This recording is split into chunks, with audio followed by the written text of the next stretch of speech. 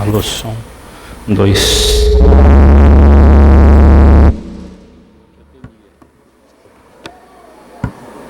Som. Não é Jesus voltando, não, irmãos. Vou tirar.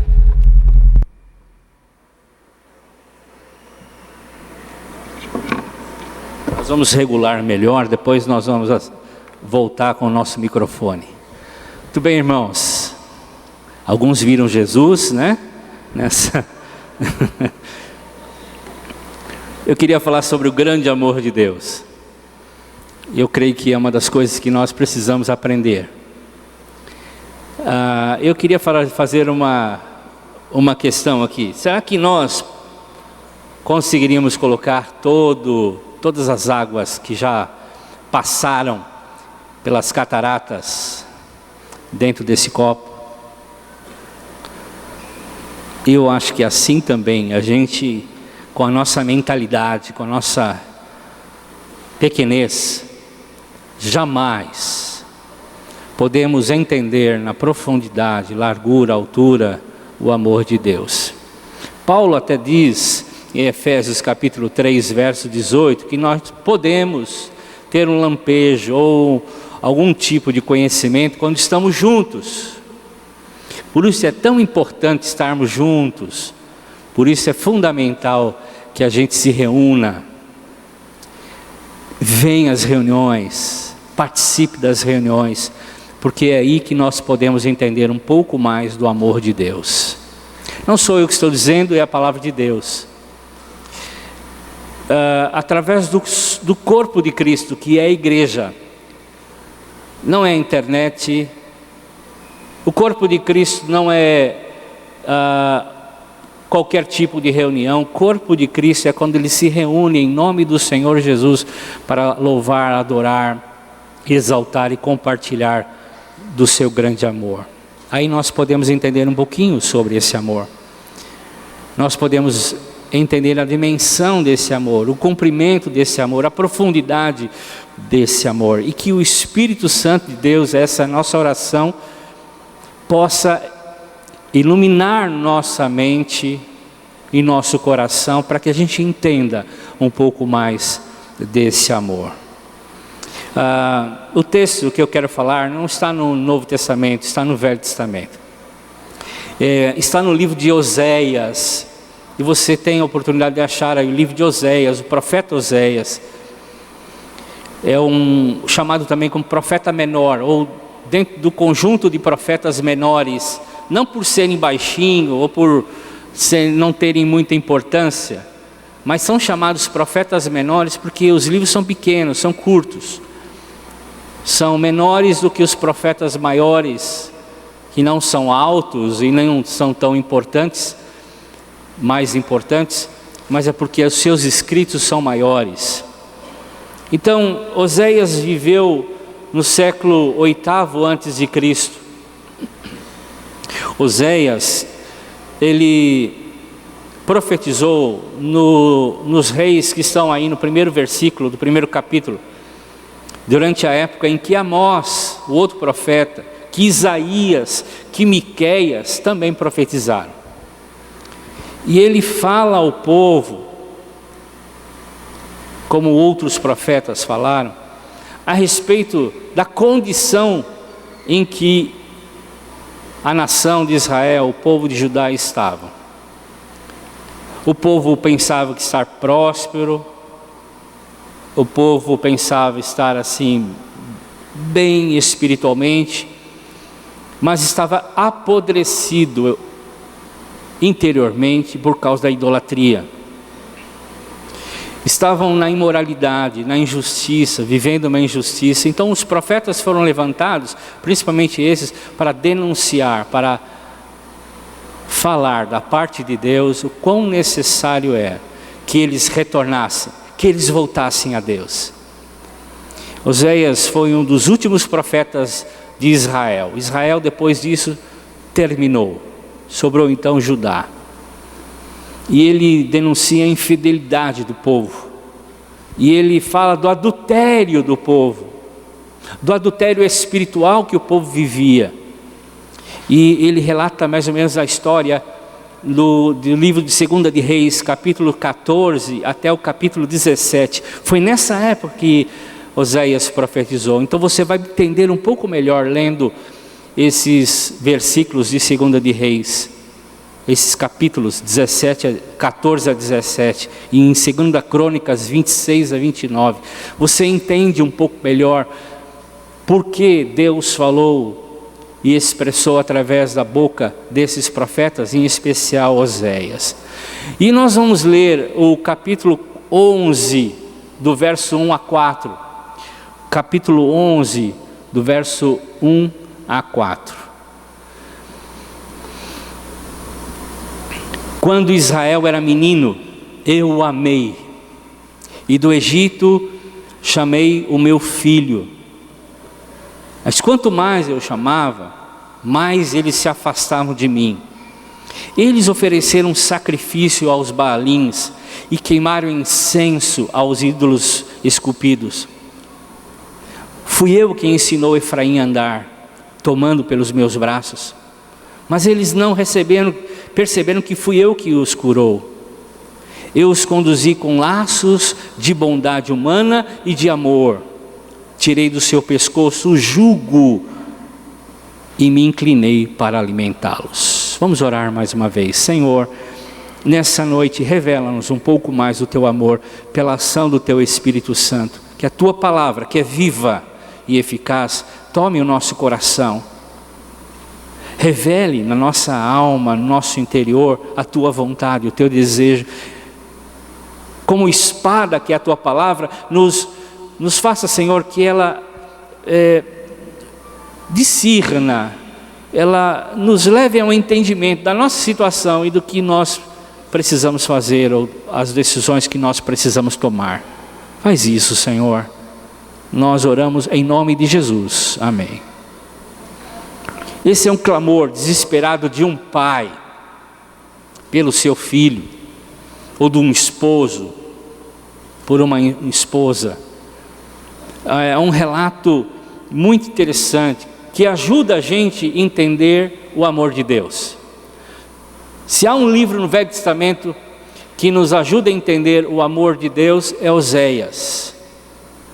É um grito desesperado de um pai que se sente impotente em ver o seu filho na inércia, um filho se perdendo, um filho se distanciando da sua presença.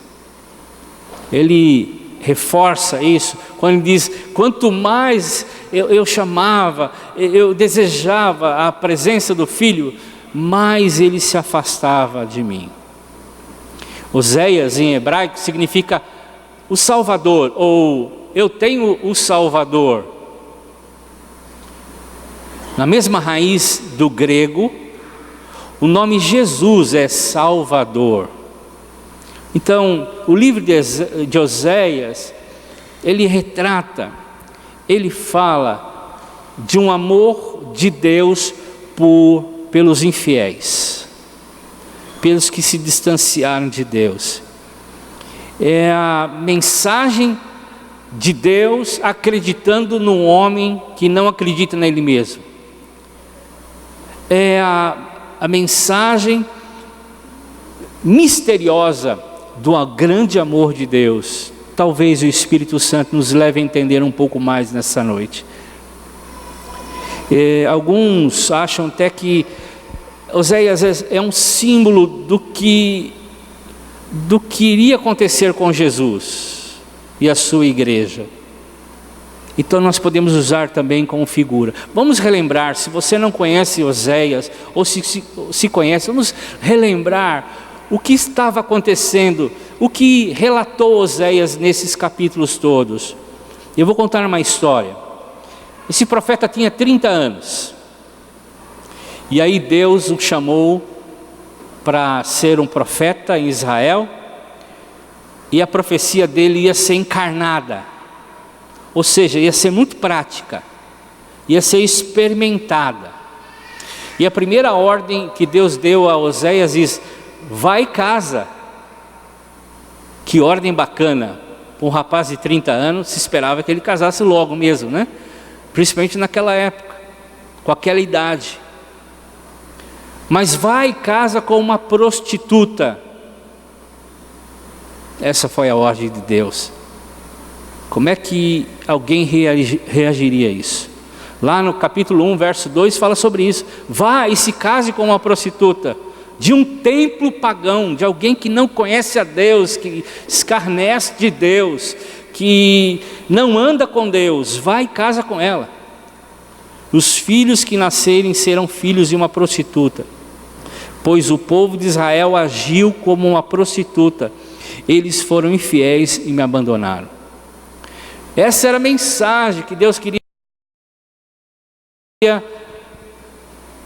profetizar, falar através do profeta, mas na vida do profeta. Vai e casa. Em outras palavras, Deus queria que Oséias entrasse no templo, convidasse uma prostituta para sair daquela vida e casar com ele. Então, entrar na igreja com ele, vestida de branco.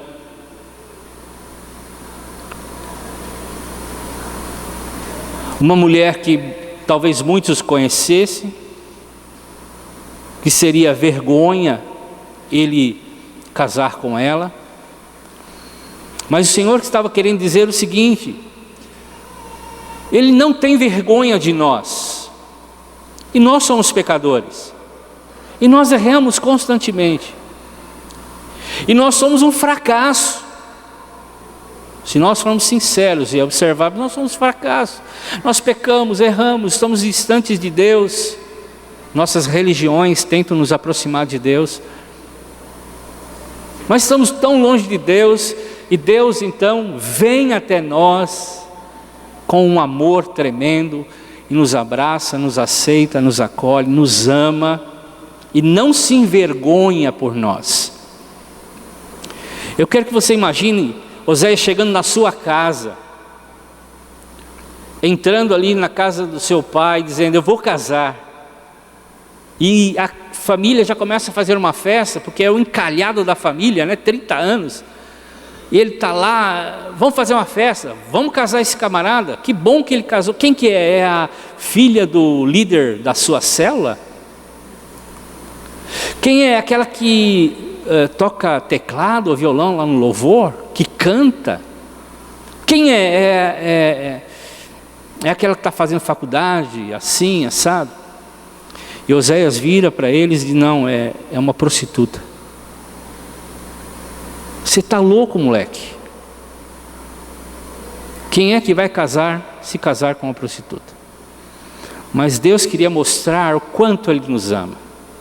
O quanto Ele ama a nação impura, imperfeita, que sempre está se afastando dEle, que vira e mexe está pecando e se afastando, e vira e mexe peca e se afasta. Deus quer abraçar, através de Oséias, mostrar o quanto Ele ama.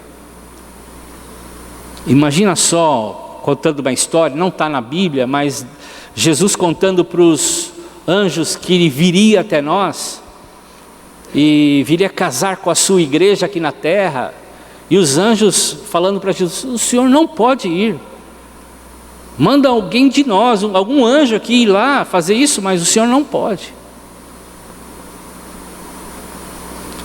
E Jesus então se esvaziou da sua glória, do seu poder, da sua divindade, da onisciência, onipresença, onipotência, e veio até nós para nos amar, nos acolher, nos aceitar, nos envolver com seus laços de amor. Dá até nome de novela, né? Esse capítulo de Oséias. Parece até uma linda mulher, né? Pronto, casou, uma bênção. E a história acaba aqui. Um final feliz, maravilhoso, muito bacana. Quem dera acabasse aqui. Mas o texto nos fala e relata que ele teve um filho, e na cabeça da sua mulher ele já estava dizendo assim: eu vou ter um filho e vou abandonar meu marido. Então Deus manda pôr o nome daquele filho de Gisrael. que significa Deus semeia ou anuncia o juízo, porque esse era o nome de uma cidade em que Jezabel, uma idólatra sanguinária, foi morta, lá em 2 de Reis. Então era o nome de uma cidade que anunciava o juízo. E a criança nasce e o nome dela anuncia o juízo.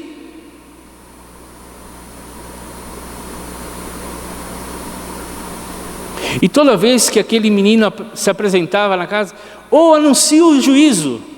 Onde é que você foi? Ele diz, anunciar o juízo. O juízo de Deus, porque assim é que Deus queria fazer com Israel.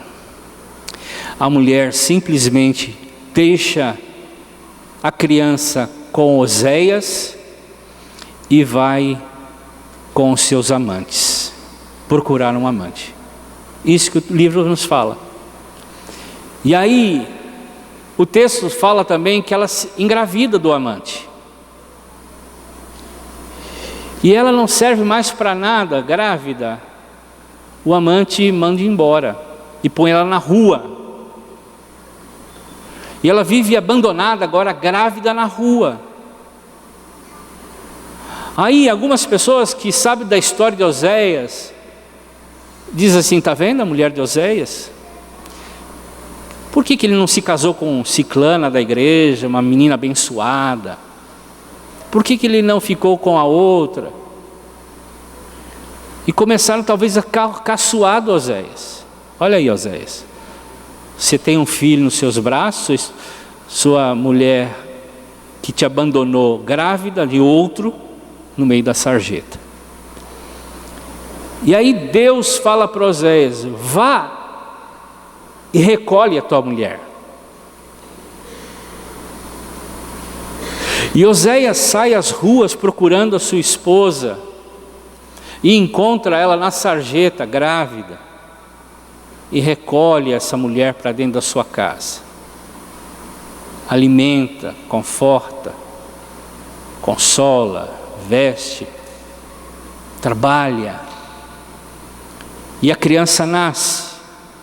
E Deus manda colocar o nome de Lohuama, que significa sem compaixão. É assim meu sentimento por Israel. Eu não tenho compaixão por eles. E Deus vai julgar Israel sem compaixão, como Deus julga os ímpios. Israel, que foi tirada do Egito, tão amorosamente conduzido no deserto, suprido em todas as suas necessidades, entra na terra prometida, recebe uma terra, é próspera, é abençoada, tem um Deus sobre todos os deuses. E esse povo simplesmente o abandona nos seus pecados, nas suas injustiças, comete uma série de pecados, se afasta de Deus. Se acha próspero, se acha que pode fazer coisas sem Deus. E Deus fala, eu vou julgar Israel sem compaixão. A criança nasce, mas a história não acaba aí. Essa mulher deixa a segunda criança com Oséias e vai para as ruas. E vai atrás dos amantes. O texto bíblico diz que ela engravida pela terceira vez. Terceira vez. E Deus diz ao profeta, levanta-te, recolhe a tua mulher. Eu acho que ele caiu de joelho, como todo homem, como todo ser humano, disse, Senhor, chega. Eu acho que a primeira, a segunda, mas a terceira vez, não dá. A vergonha que ele está sentindo, todo mundo rindo dele, todo mundo caçoando dele. E Oséias faz como Jesus fez. Nos amou até o fim, e vai atrás da gente, e recolhe a gente, e conduz a gente até a sua casa. Ele recebe a sua mulher de volta, e aí a mulher tem o outro filho.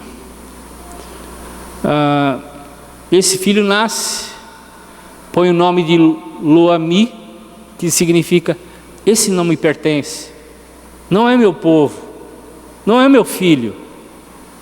Deus julgaria Israel como se fosse uma nação idólatra, sem compaixão, porque esse não era o povo dele.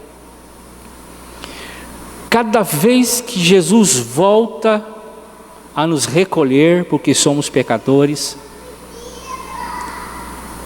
Ele vem e nos recolhe em nossas misérias,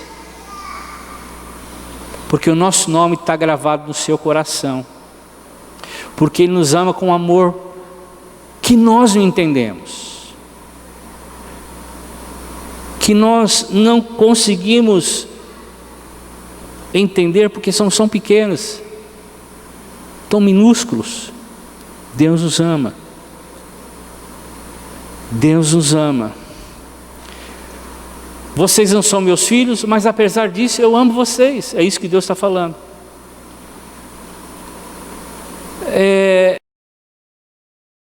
Eu não quero o pecado de vocês, eu não aceito o pecado de vocês, mas eu amo vocês. Eu não aceito a maneira que vocês estão vivendo, eu não aceito a maneira que vocês estão conduzindo a vida de vocês, mas assim mesmo eu amo vocês.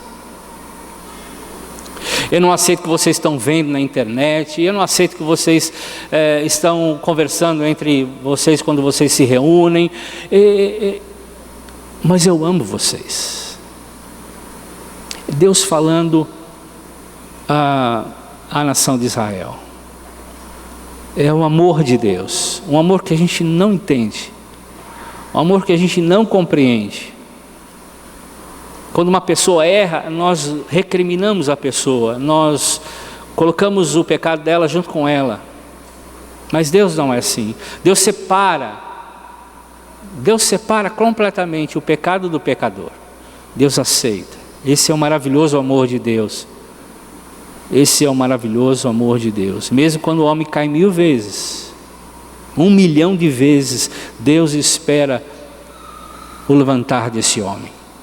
Deus nos ama e espera sempre o nosso retorno. O Senhor Jesus veio a esse mundo e nos acolheu na nossa fragilidade, nos nossos erros, nossos pecados, e nos recebeu com o seu amor. É como a figura daquela parábola que Jesus conta do filho pródigo, em que aquele filho todo sujo, barba mal feita, cheirando a porco, unhas grandes e sujas, é recebido com beijos e abraços por aquele pai. É assim o amor de Deus. Esse é o amor que Deus sente pela gente. Esse é o amor que Deus retrata no livro de Oséias. Eu não me asseguro na minha salvação porque eu sou pastor, nasci num lar evangélico, porque eu tive poucas experiências no mundo. Eu não me asseguro nem 1 milímetro, nem um fio, por conta do que eu sou, porque eu sou pecador, tanto quanto os irmãos, ou mais do que os irmãos. Mas eu entendo quanto Deus nos ama, quanto Deus me ama. É nesse amor que me assegura a salvação. É nesse amor que a minha salvação está guardada, está segura, porque Ele me ama. Então a história não acaba aqui. Infelizmente, não acaba aqui. Oséias, depois do nascimento do 3º filho, vê a sua mulher indo embora de casa, procurando amantes. E diz o texto, capítulo 3, de que ela agora não, pela condição dela, ela cai na mão de homens ruins, que cativam ela, e ela agora é escrava. É escrava, é vendida como escrava. Ela não tem mais liberdade de ir e vir, ela é escrava. Antes ela trabalhava, agora o dinheiro que ela ganhava era para os amantes. Ela era escrava. É o que a Bíblia relata: quando alguém se afasta de Deus, a coisa piora. Vem 7 vezes mais demônios. Não sou eu que estou dizendo, é a Bíblia. Foi Jesus que disse isso. Quando nós afastamos, é mais difícil o retorno. E quanto mais nos afastamos, mais difícil. E quantas pessoas sucintamente começam a se afastar dos caminhos de Deus, procurando as coisas desse mundo e os prazeres desse mundo, deixando de congregar, deixando de expressar os seus dons, de servir. E assim aquela mulher agora é escrava.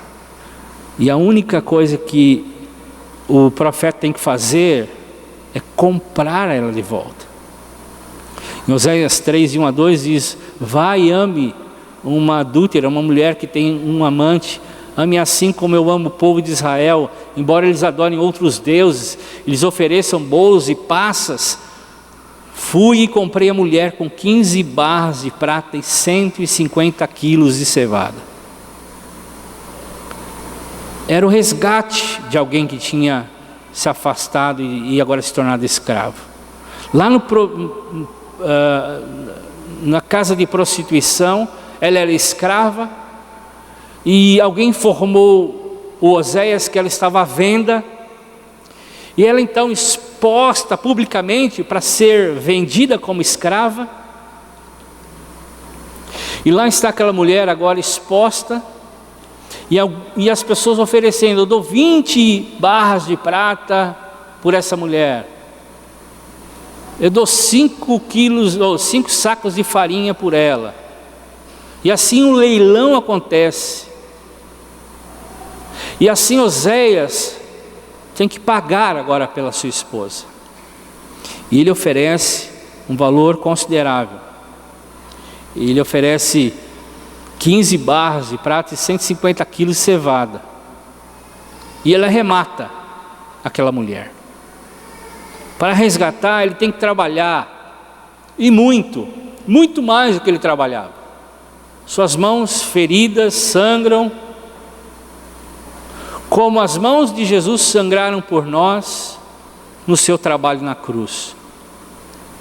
E assim, Oséias se torna uma figura de Jesus, o Salvador, que paga, que resgata, num pregão, a escrava que antes era sua esposa. Em Êxodo 21, 32, esse era o preço de um escravo bom, considerado bom, mas ela não era assim. Mas Oséias compra, e alguns acham assim: ele vai punir ela, ele está comprando em um preço alto da vingança, a vingança vai ser grande, ele está punindo ela, ele vai comprar para espizinhar ela. Mas não, ele compra por amor, como Deus diz a ele: como eu amo Israel, vá e ame a sua esposa. E ele agora traz a sua esposa de volta, mais uma vez.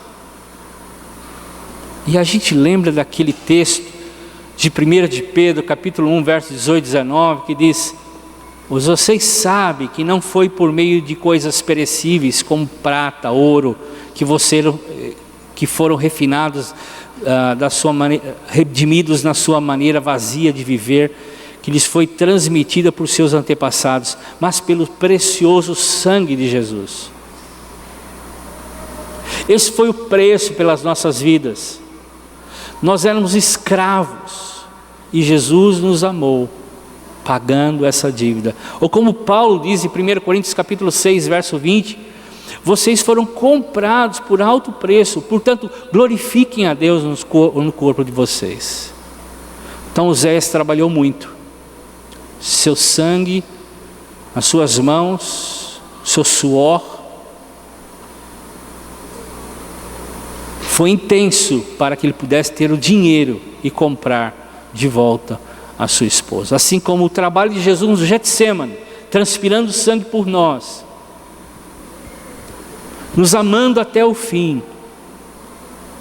E o profeta não se importava se iam rir dele, se iam caçoar dele, ele simplesmente fez por amor.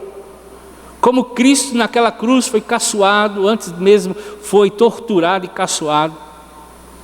Riram da cara dele, cuspiram na cara dele. E o clamor do livro de Oséias é o clamor de Deus: eu amo, mesmo que todo o universo me ache um louco, eu amo, eu amo.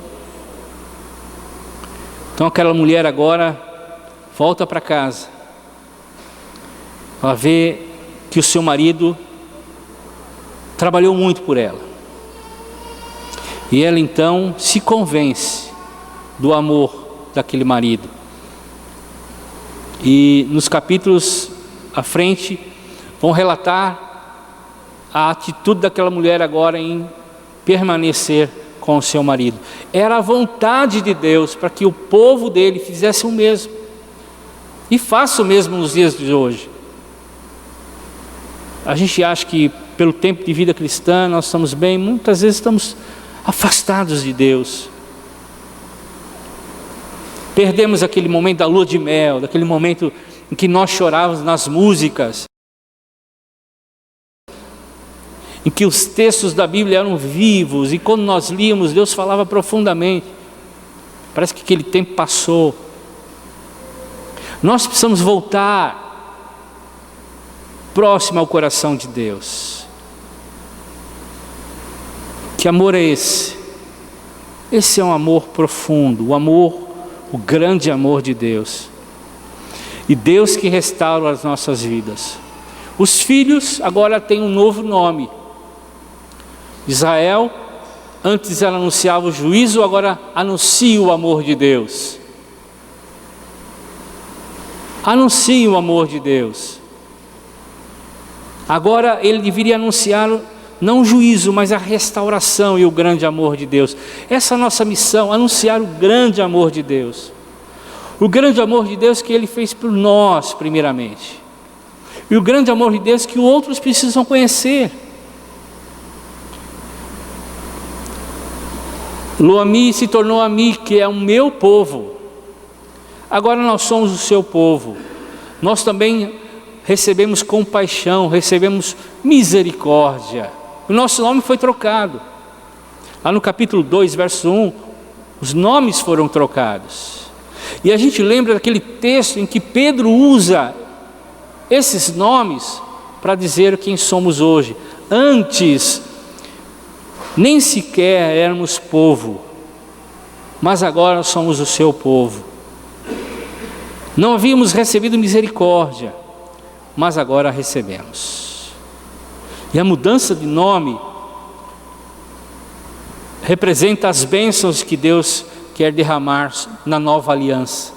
E a Bíblia diz em Apocalipse que nós recebemos um novo nome, fruto de uma nova aliança.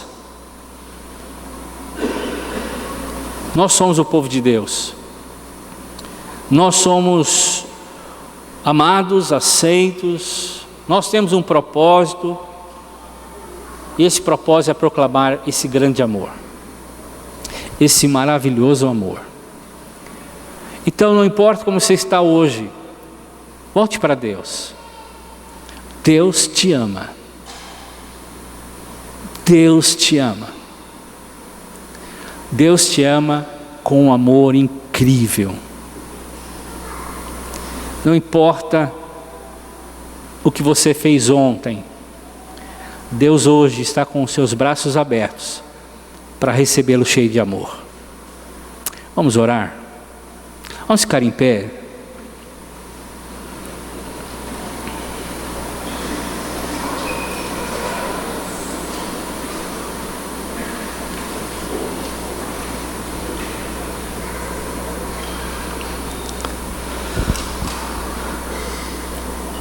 Como Deus esperava o povo de Israel receber o entendimento de como Ele ama, ou como Ele amava esse povo. Assim também nós precisamos nessa noite receber um pouco dessa revelação. O Espírito Santo continue falando a você. Não importa o seu pecado, o sangue do Senhor Jesus nos purifica de todo pecado. Não importa a tua vida, o que importa é o que Deus quer e vai fazer na sua vida. Mas é preciso voltar para casa. Então faça uma oração de volta. Senhor, se meu coração está distante do teu, me aproxime agora, Senhor, pela fé. Quero receber desse amor. Quero entender desse amor. Esse amor me atrai. O amor de Deus nos atrai a Ele. Ele nos recebe como estamos. Nos beija, nos abraça, com o cheiro ainda do nosso pecado, ou das consequências dele. Deus nos ama. Deus nos ama. Essa é a mensagem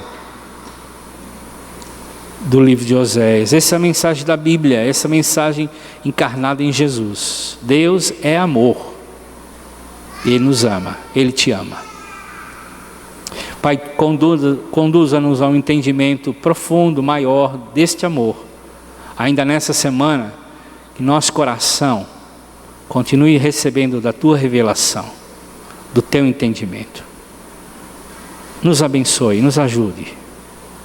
Nos faça entender quão necessário é termos um coração inclinado, de volta, completamente rendido a Ti, Senhor. Oramos em nome de Jesus, a expressão maior do Seu amor. Amém. Amém. Deus abençoe. Ministra o coração dela esse grande amor. Até quarta-feira.